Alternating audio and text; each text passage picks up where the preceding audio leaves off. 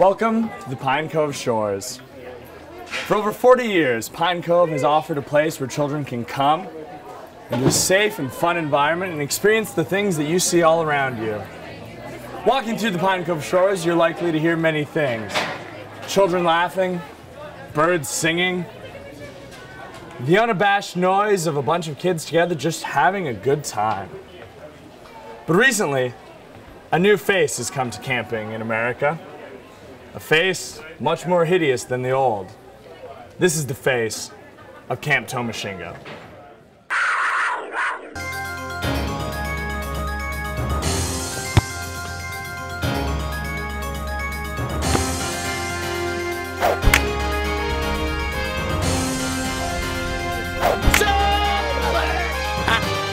Good one, sir. Good one.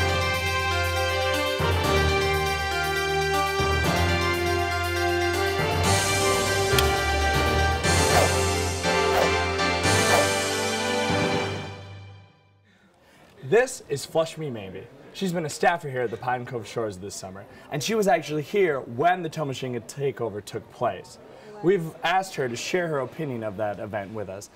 Flush Me, how do you feel now that you've made the regime switch? What is it like being under this new leadership? What are some things that you've maybe experienced in the last couple of weeks? I don't like it at all. He makes us do chores all the time. Lopez stinks. Tonight I have the honor and the privilege of having a man on my show that many of you know, but few understand. There are many who fear this man, many who hate this man, but his background, his story remains a mystery. Tonight, we have the exclusive scoop. You know him as the right-hand man of Lopez, leader of the militant Tomashinga Banditos. Welcome to the studio, Hidalgo. Hello. Mr. Hidalgo, thank you for joining us. Hi, thank you for having me. How are you doing tonight, sir? Well, pretty good. I had to ride my donkey Priscilla in from the chores to get here. But, you know, I made it. And it's a long and bumpy ride. It is very bumpy. Bumpy like the speed bumps in Target's parking lot. Indeed. Well, we're very excited to have you tonight. Thank you for joining us. Hidalgo, let's not waste any time. Let's get right to it. You're a man that many people know, but your background remains shrouded in mystery. Yes. There's almost no one who could say they know you. You just appeared on the scene. And if you'd allow me, I'd love to dig a little deeper into that backstory. Well, let's go digging. Tell me about your childhood, Hidalgo. Well, my father was a bean farmer, and my mother, she was a kitten breeder. She loved the cats, so I grew up playing with kittens. Still have the scars, literally. They would scratch me in the face when I tied their tails together. And my dad, he started my love for gardening. He'd those beans. I will never forget my first beanstalk. Hidalgo, I think you have the soul of a poet. Really? I do. So you could say Lopez took the role of a father in your life. Yes. You could say he bestowed the masculinity needed on me to be a leader like I am today. I love you, Lopez. Whatever.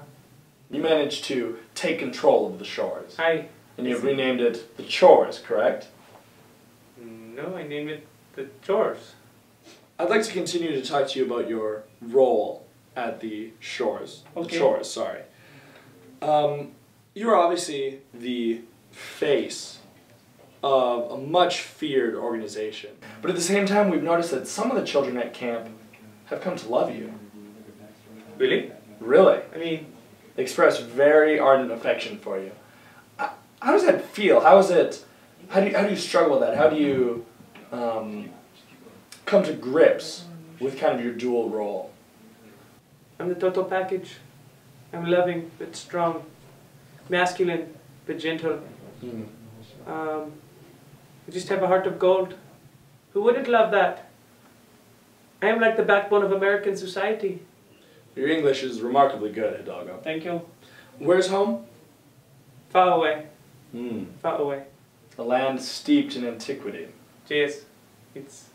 I don't know what antiquity means.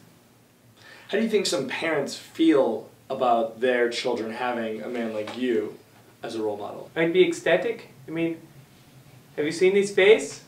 And seen his muscles? And seen his heart? I'm just strong and I'm mighty. Who wouldn't love me? Your takeover of the shores publicly has been met with very mixed responses. As we've said, some of the children at the camp itself have come to respect and maybe even love you.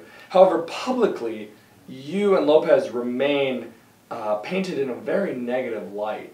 And I would ask you, to the parents and maybe children across the rest of our country who consider what you have done at the shores a bad thing, a wrongdoing, how would you answer those people? I say, hop on board the train because we're going somewhere. Toot toot. All aboard. All aboard. Well, Mr. Hidalgo, I thank you for taking the time to come here and do this interview with us. Thank you. It has been an interesting and enlightening evening. Well, ladies and gentlemen, thank you for joining me tonight. I hope that you enjoyed our interesting time with the man himself, Hidalgo. There were some interesting answers there. We learned a lot about a man that few understand. And I hope in light of this, you will maybe look at him in a new light. I'm not certain I would send my kid to Camp Tomashinga, but I think the man Hidalgo himself has a lot to offer. I think he's a very misunderstood man. Toma, toma!